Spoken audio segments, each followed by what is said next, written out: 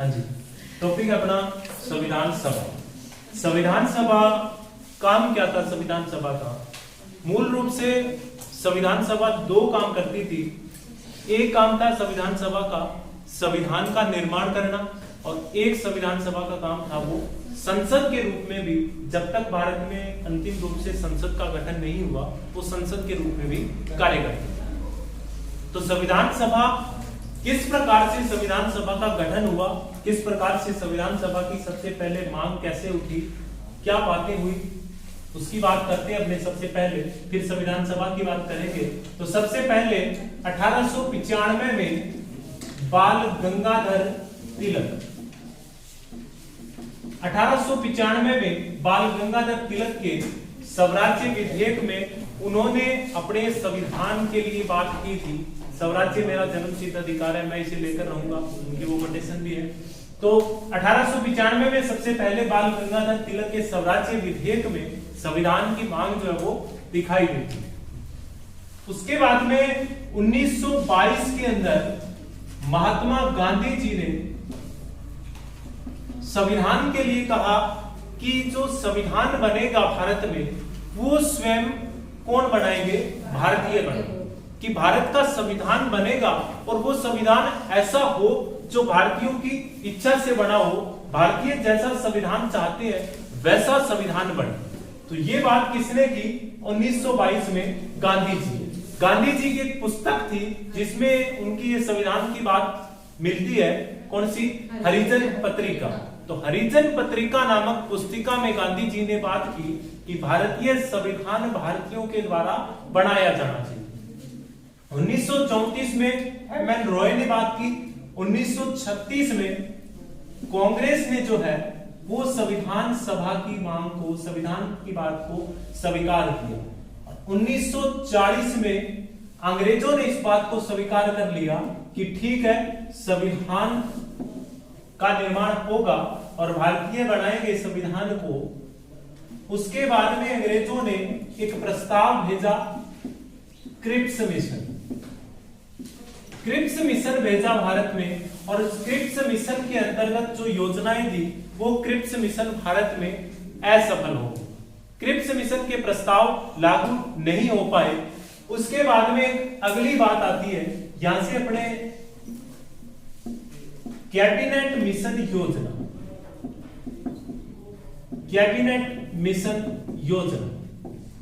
Cabinet mission योजना प्रस्ताव जो है 1946 के अंतर्गत आया। कैबिनेट मिशन योजना, इसके अंतर्गत भारतीय संविधान की, संविधान सभा की रूपरेखा निर्धारित की गई कि कितने संविधान सभा में सदस्य होंगे, कैसे उनका चुनाव होगा, चुनाव ही होगा या मनोनयन होगा, मनोनयन होगा तो कितने लोगों का होगा, चुनाव होगा तो कितने लोगों का होगा। तो सबसे पहले भारतीय संविधान की, संविधान सभा की रूपरेखा जो तैयार हुई वो किसके आधार पे हुई? तो 1946 के कैबिनेट मिशन योजना के अंतर्गत जो है वो संविधान सभा की रूपरेखा तैयार की गई। तो कौन से मिशन के अंतर्गत? कैबिनेट मिशन योजना। अब कैबिनेट मिशन योजना के अंतर्गत क्या क्या प्रावधान थे, किस प्रकार से रूपरेखा तैयार की गई, उनकी बात अपने करते हैं। कैबिनेट मिशन योजना के अनुसार संविधान सभा में कुल सदस्यों की संख्या कितनी थी? तो 389।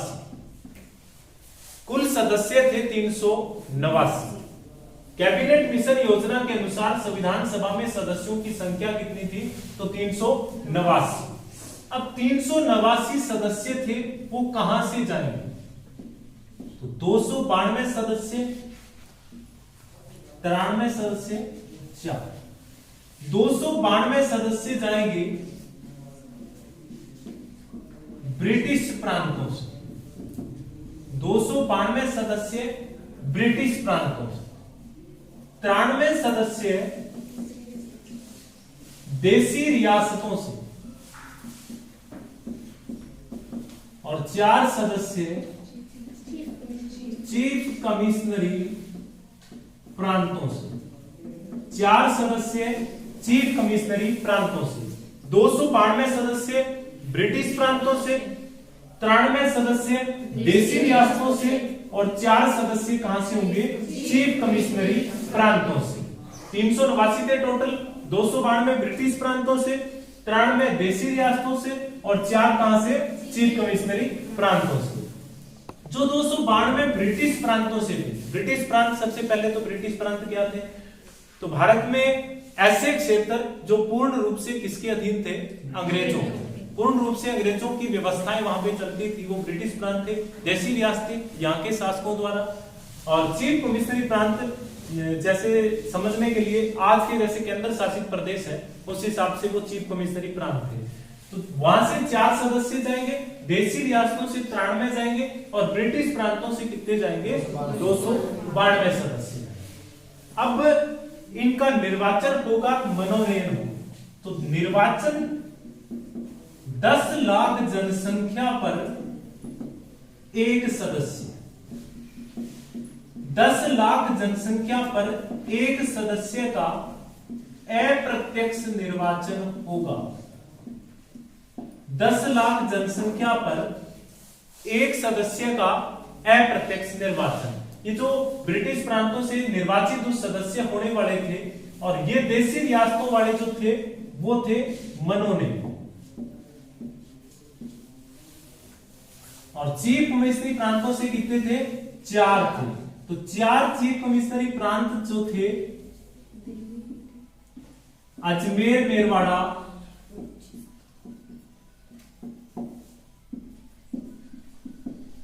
बलूचिस्तान,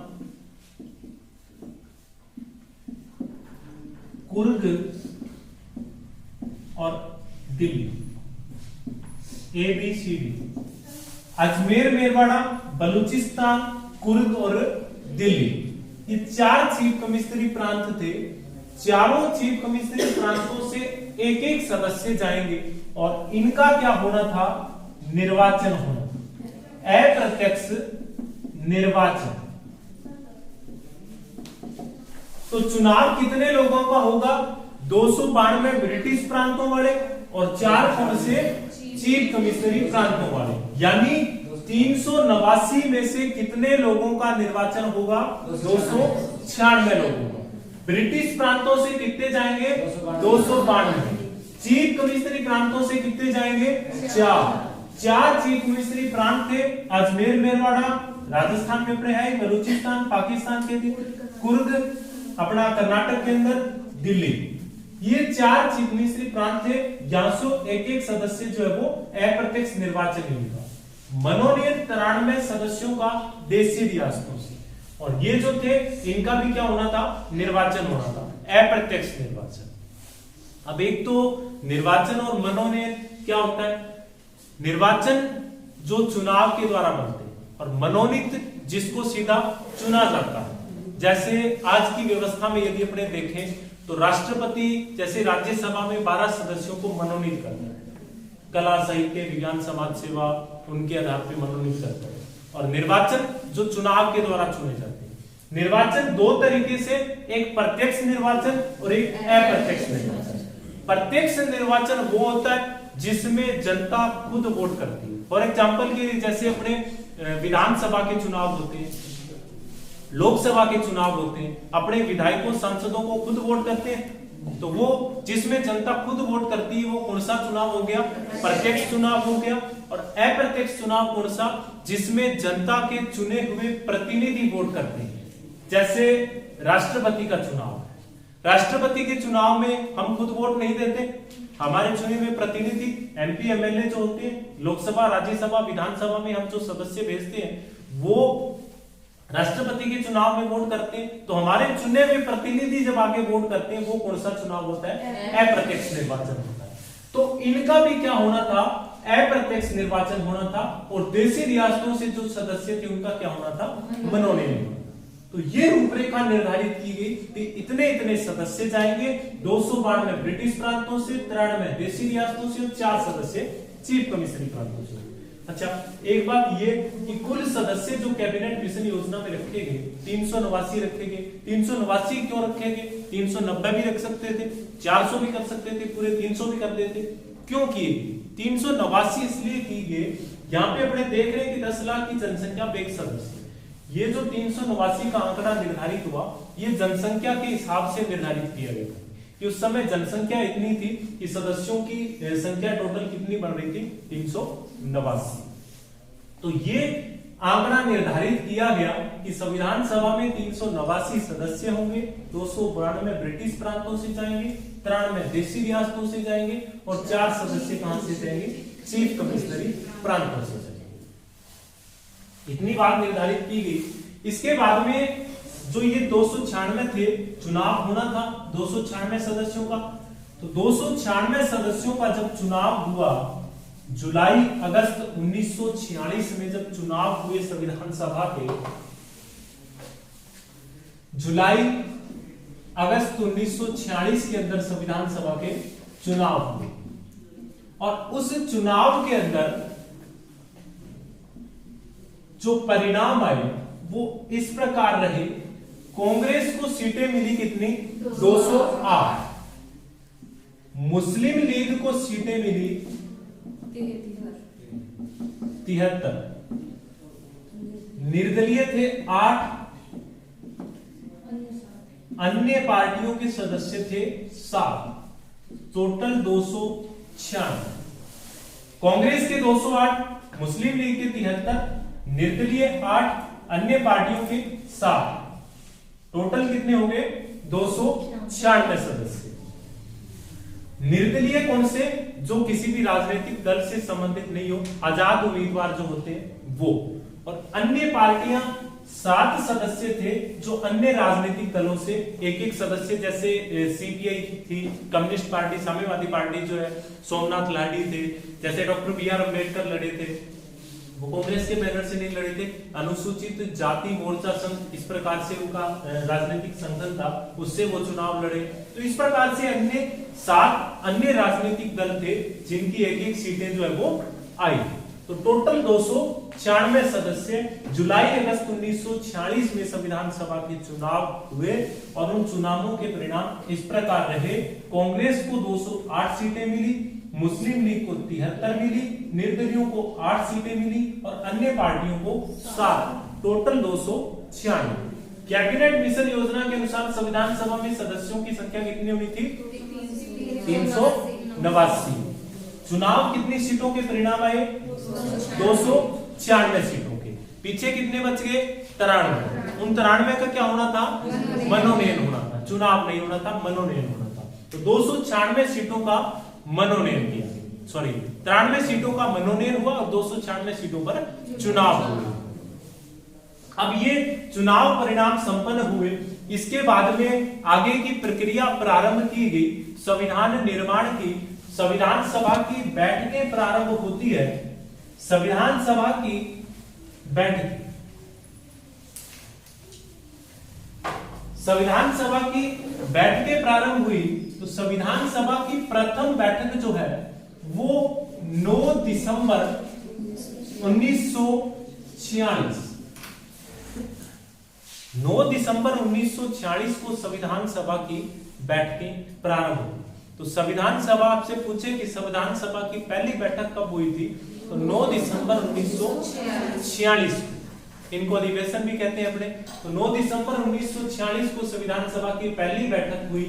टोटल कितनी बैठकें हुई थी, तो 12 बैठकें हुई थी और अंतिम बैठक जो है वो कब हुई थी, तो 24 जनवरी 1950 को संविधान सभा की अंतिम या 12वीं बैठक हुई थी। 9 दिसंबर 1946 को संविधान सभा की पहली बैठक होती है और इस बैठक में अस्थायी अध्यक्ष बनाया जाता है, अस्थायी अध्यक्ष बनाया जाता है डॉक्टर सच्चिदानंद सिन्हा को। डॉक्टर सच्चिदानंद सिन्हा को संविधान सभा के अस्थायी अध्यक्ष जो है वो बनाया जाता है। तो अस्थायी अध्यक्ष किसे बनाया गया, डॉक्टर सच्चिदानंद सिन्हा को बनाया गया।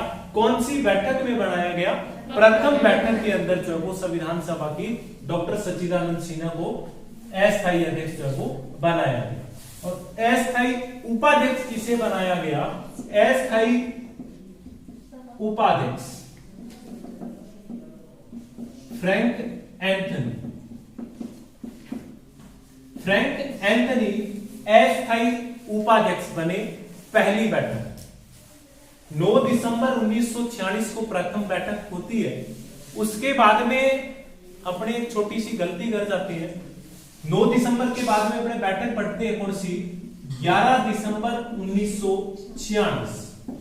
11 दिसंबर 1946 संविधान सभा की दूसरी बैठक नहीं थी, संविधान सभा की तीसरी बैठक थी।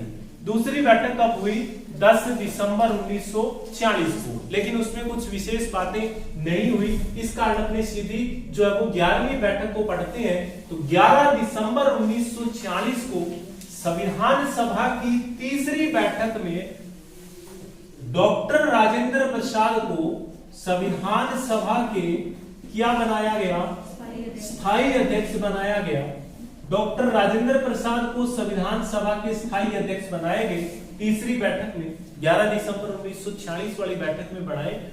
और जब तक संविधान की अंतिम बैठक चली 24 जनवरी 1950, तब तक संविधान सभा के स्थायी अध्यक्ष कौन रहे थे? डॉक्टर राजेंद्र प्रसाद जो है वो संविधान सभा के अध्यक्ष रहे थे। और इसके बाद में उपाध्यक्ष जो है वो बनाया गया किसको? एच.सी. मुखर्जी। एच.सी. मुखर्जी को संविधान सभा का उपाध्यक्ष बनाया गया। एच.सी. मुखर्जी संविधान सभा के उपाध्यक्ष। तीसरी बैठक कब हुई? 11 दिसंबर 1946। स्थायी अध्यक्ष कौन बने? राजेंद्र प्रसाद। उपाध्यक्ष कौन बने? एच.सी. मुखर्जी। इसके बाद में तीसरी महत्वपूर्ण बैठक जो होती है, ये वैसे तीसरी बैठक ये थी, लेकिन इसके बाद में अपने अगली जो बैठक पढ़ते हैं 13 दिसंबर 1946, ये पांचवी बैठक थी। कौन सी बैठक थी? पांचवी बैठक थी। 13 दिसंबर 1946 को पांचवी बैठक थी। और इस बैठक में एक प्रस्ताव रखा गया, उद्देश्य प्रस्ताव। पंडित नेहरू द्वारा उद्देश्य प्रस्ताव प्रस्तुत किया। 13 दिसंबर 1946 को संविधान सभा में पंडित नेहरू ने उद्देश्य प्रस्ताव रखा। उद्देश्य प्रस्ताव प्रस्तुत किया गया पंडित नेहरू द्वारा पांचवी बैठक में 13 दिसंबर 1946 को। प्रस्ताव प्रस्तुत किया गया 13 दिसंबर 1946 को, लेकिन इसको स्वीकार कब किया गया था? 22 जनवरी 1947 को। स्वीकार कब हुआ? 22 जनवरी 1947 को। कौन सी बैठक में रखा गया? पांचवी बैठक में। कब हुई? 13 दिसंबर 1946 को। तो 13 दिसंबर 1946 को संविधान सभा की पांचवी बैठक हुई और इस बैठक में उद्देश्य प्रस्ताव जो है वो स्वीकार किया गया। ये तीन प्रमुख बैठकें थी संविधान सभा की। और अंतिम बैठक जो होती है वो 24 जनवरी 1950 को होती है। जो 24 जनवरी 1950 को संविधान सभा की अंतिम बैठक होती है, इस 24 जनवरी 1950 की संविधान सभा की अंतिम बैठक में डॉक्टर राजेंद्र प्रसाद को भारत का राष्ट्रपति चुन लिया जाता है। डॉक्टर राजेंद्र प्रसाद को भारत का राष्ट्रपति चुन लिया गया। कौन सी बैठक थी? 12वीं बैठक थी। 24 जनवरी 1950 को संविधान सभा की 12वीं बैठक थी। और इस बैठक में डॉक्टर राजेंद्र प्रसाद को क्या भारत का राष्ट्रपति जो है वो चुन लिया। डॉक्टर राजेंद्र प्रसाद राष्ट्रपति जो है वो चुन लिए जाते हैं। साथ ही इस दिन हमारे राष्ट्रगान व राष्ट्रगीत जो है उनको भी स्वीकार किया गया। राष्ट्रगान और राष्ट्रगीत को स्वीकार किया गया। राष्ट्रगान और राष्ट्रगीत को भी 24 जनवरी 1950 जो अंतिम बैठक थी उसमें स्वीकार किया, राष्ट्रगीत और राष्ट्रगान के रूप में। राष्ट्रगान जनगण मन रविंद्रनाथ टैगोर द्वारा जो लिखा गया। अवधि कितनी होती है इसकी? 52 सेकंड के अंदर गाना होता है। और राष्ट्रगीत जो है बंकिम चंद्र चटर्जी 65 सेकंड की अवधि तो ये 24 जनवरी 1950 अंतिम बैठक जो थी उसमें स्वीकार किए गए। भारत में सबसे पहले जो है इन दोनों में पहले 1896 में राष्ट्रगीत पहली बार गाया गया और 1911 में राष्ट्रगान पहली बार गाया गया। 1896 में राष्ट्रगीत सबसे पहली बार गाया गया, 1911 में राष्ट्रगान जो है वो सबसे पहली बार गाया गया। तो ये अंतिम बैठक के अंदर जो है वो स्वीकार किए गए। इसके बाद में संविधान सभा की कुछ महत्वपूर्ण अन्य बातें। संविधान सभा जो है एक व्यक्ति थे बी.एन. राव। संविधान सभा में बी.एन. राव की भी भारतीय संविधान निर्माण में बहुत महत्वपूर्ण भूमिका रही है।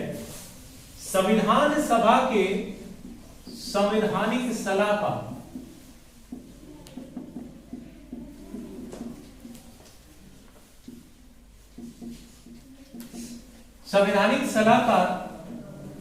बी.एन.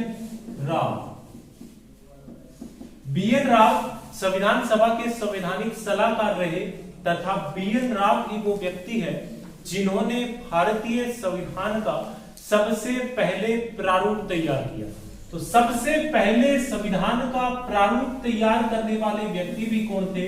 बी.एन. राव थे। भारतीय संविधान सभा के संवैधानिक सलाहकार थे बी.एन. राव। ध्यान रखना है, बी.एन. राव संविधान सभा के सदस्य नहीं थे। बी.एन. राव संविधान सभा के सदस्य नहीं थे, लेकिन वो संवैधानिक सलाहकार के रूप में थे और उन्होंने निःशुल्क रूप से जो है वो संविधान निर्माण में अपनी भूमिका जो है वो निःशुल्क बिना कोई वेतन के इन्होंने अपनी भूमिका अदा की थी। और बी.एन. राव ही वो प्रथम व्यक्ति हैं जिन्होंने जो अंतरराष्ट्रीय न्यायालय में भारत की तरफ से प्रथम न्यायाधीश बने। इंटरनेशनल कोर्ट कहां पे? अपनी नीदरलैंड हैग में जो है वहां पे भारत के प्रथम न्यायाधीश बनने वाले कौन थे? तो बी.एन. राव ही थे, जो कि क्या थे? संविधान सभा के संवैधानिक सलाहकार थे और इन्होंने संविधान का सबसे पहले प्रारूप तैयार किया था। हाँ जी, प्रारूप तैयार किया इन्होंने संविधान का सबसे पहले। तो संवैधानिक सलाहकार थे बी.एन. राव। अब संविधान सभा से संबंधित कुछ अन्य आंकड़े। संविधान सभा में एकमात्र मुस्लिम महिला, संविधान सभा में एकमात्र मुस्लिम महिला। वैसे संविधान सभा के अंदर कुल महिलाओं की संख्या थी 15 और एकमात्र मुस्लिम महिला जो थी वो थी बेगम एजाज रसूल।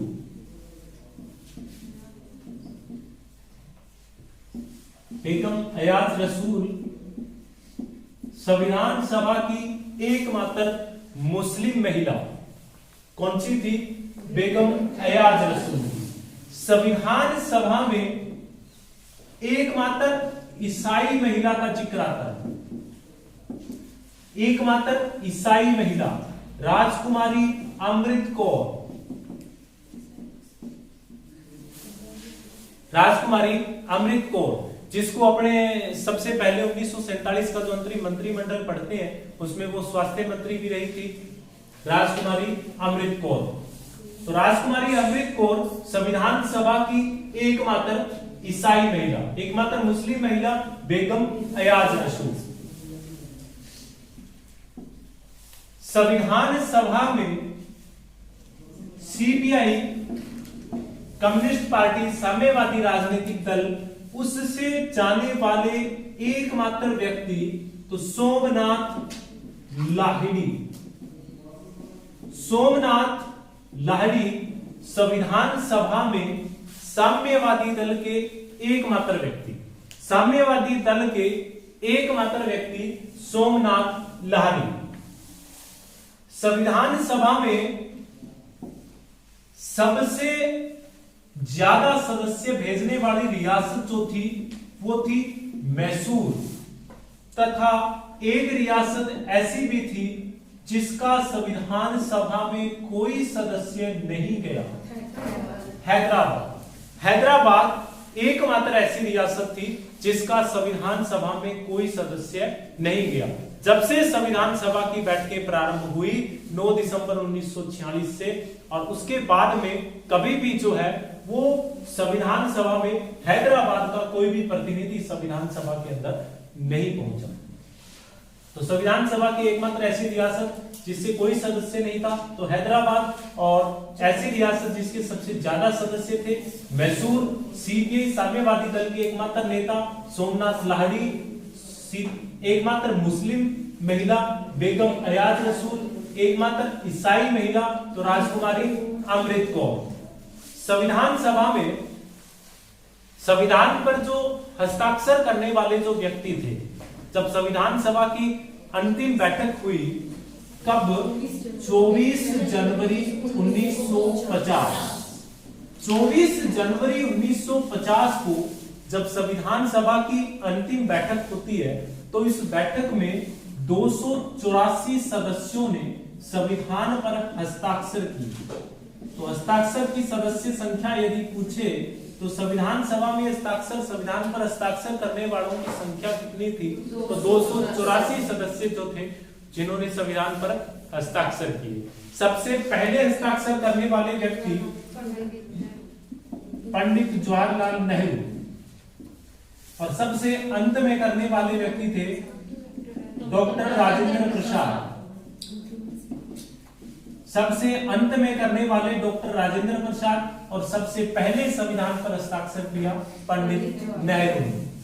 24 जनवरी को जब अंतिम बैठक हुई तो उस समय संसद के अंदर संविधान की 3 प्रतिलिपियां जो है वो संसद में पटल पर रखी गई।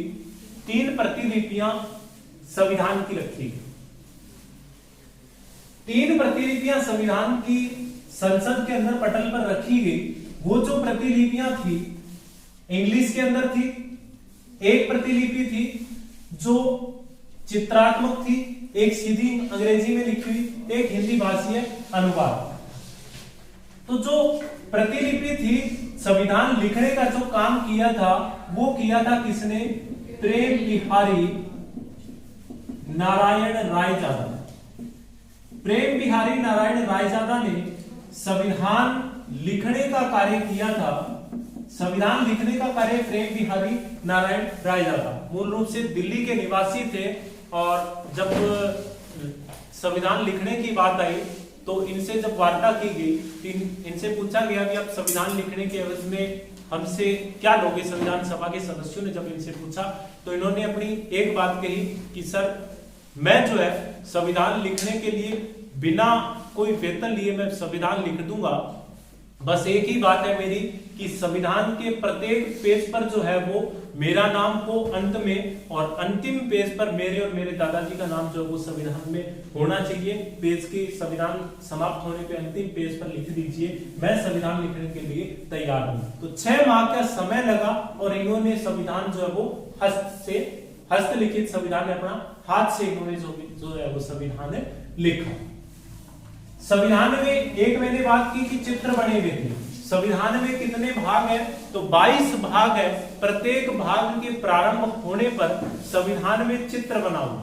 तो वो चित्र बनाने का जो कार्य किया था वो किया था नंदलाल बोस।